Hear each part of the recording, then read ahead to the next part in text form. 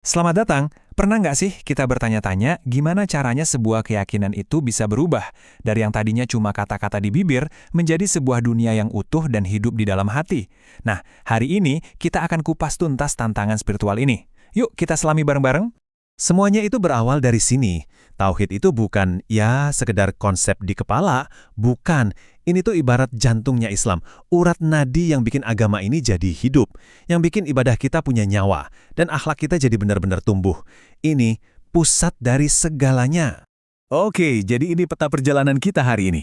Pertama, kita lihat soal iman di bibir. Terus kita bongkar berhala batin yang sering nggak kelihatan. Lanjut, kita lihat gimana dunia jadi beda banget kalau dilihat pakai mata baru. Terus gimana keyakinan itu jadi karakter. Dan puncaknya, gimana semua itu bisa berubah dari sekedar kata jadi sebuah frekuensi. Oke, kita masuk ke bagian pertama. Iman di bibir. Nah, ini nih, disinilah sering banget masalahnya muncul. Ada semacam jurang pemisah gitu. Jurang antara apa yang kita ucapkan, kita yakini, dengan apa yang benar-benar kita rasakan dan jalani sehari-hari.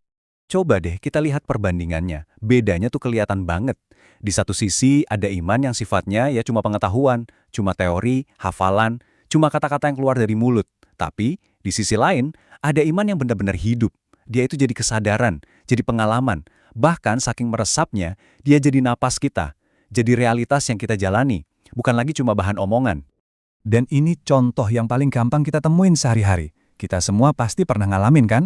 Di mulut kita bilang, Tuhan Maha Pemberi rezeki. Tapi begitu rezeki seret dikit, hati langsung cemas, was-was. Nah inilah bukti nyata tauhid yang masih mandek di tenggorokan, belum turun ke hati, belum jadi ketenangan. Terus pertanyaannya, apa sih akar masalahnya? Kok bisa ada kesenjangan kayak gitu? Jawabannya ada di berhala-berhala batin kita. Dan jangan bayangin ini patung dari batu ya, bukan. Ini sesuatu yang hidup, yang bersarang di dalam diri kita sendiri. Ini konsepnya dalam banget loh. Ilah-ilah kecil, maksudnya apa? Ya ini adalah segala sesuatu selain Tuhan yang kita jadiin sandaran hidup. Kita mungkin nggak sujud nyembah, ya jelas enggak. Tapi kita menyembahnya secara halus, lewat rasa takut kita, lewat ketergantungan kita, lewat keinginan-keinginan kita yang paling dalam. Coba kita lihat daftarnya. Kira-kira apa aja sih berhala-berhala ini? Butuh banget pujian dan pengakuan. Takut setengah mati sama masa depan. Ego yang selangit, gila status dan jabatan, nganggap harta itu satu-satunya jaring pengaman, atau dipenjara sama omongan orang. Nah, hal-hal kayak gini nih yang sering banget tanpa kita sadar jadi semacam kiblat kecil di hati kita. Tempat kita bergantung buat ngerasa aman dan berharga. Jadi, poin kuncinya di sini. Berhala zaman sekarang itu bukan lagi patung di luar sana. Bukan. Dia itu tumbuh dari dalam diri kita sendiri. Bibitnya apa? Ketergantungan. Pupuknya rasa takut. Nah, inilah yang bikin dia jadi jauh lebih susah buat dikenali, apalagi dilawan. Oke, tadi kita udah bahas masalahnya, udah lihat akarnya juga. Sekarang, kita pindah ke solusinya. Gimana sih iman yang benar-benar hidup itu bisa secara radikal mengubah total cara kita mandang dunia? Lihat deh perbedaannya. Ini benar-benar kayak ganti kacamata. Kalau dulu, kita lihat masalah itu gangguan. Sekarang, dengan pandangan tauhid, masalah itu jadi pengaturan ilahi. Dulu, gagal itu aib yang menalukan. Sekarang, gagal itu jadi pelajaran berharga. Sukses bukan lagi buat sombong, tapi jadi amanah. Wah, benar-benar seluruh cara kita melihat realitas itu berubah total. Dan ini poin yang paling penting. Tauhid sejati itu nggak cuma tinggal di masjid. Dia bukan sesuatu yang kita pakai pas sholat, terus kita lepas lagi. Bukan. Dia jadi kacamata permanen yang kita pakai 24 jam sehari, 7 hari seminggu. Kacamata yang mengubah cara kita membaca setiap kejadian dalam hidup, dari yang paling sepele sampai yang paling besar.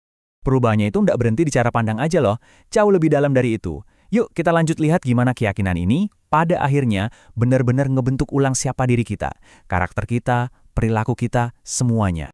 Nah, ini dia intinya. Ini jantung dari pertumbuhan spiritual sejati.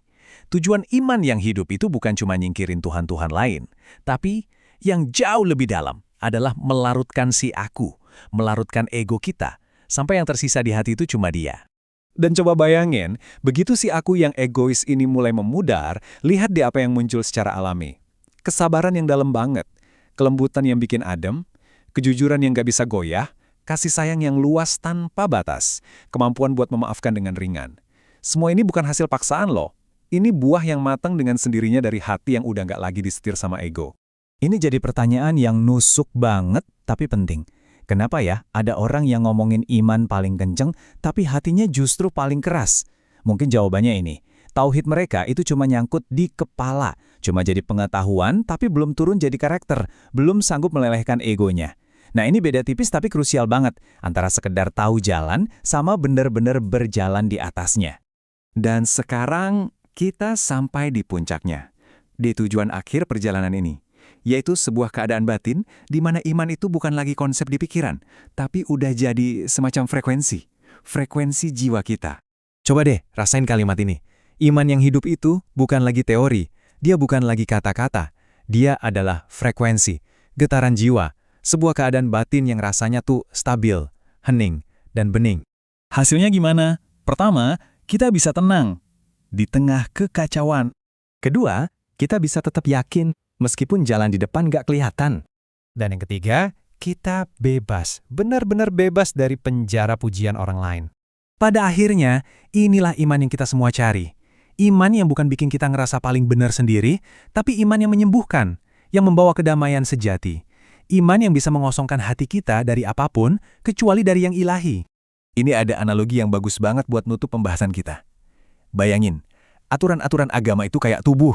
Penting kan? Tapi, tanpa iman yang hidup, tanpa ruh tauhid yang meresap, tubuh itu cuma jasad kosong, nggak ada nyawanya. Iman inilah ruh yang ngasih kehidupan buat tubuh itu. Jadi, sebagai penutup, saya mau tinggalin satu pertanyaan buat kita renungkan sama-sama. Iman yang kita punya sekarang ini, apakah dia cuma sebuah kata yang kita ucapin? Atau dia udah jadi sebuah dunia yang benar-benar kita tinggali di dalam hati?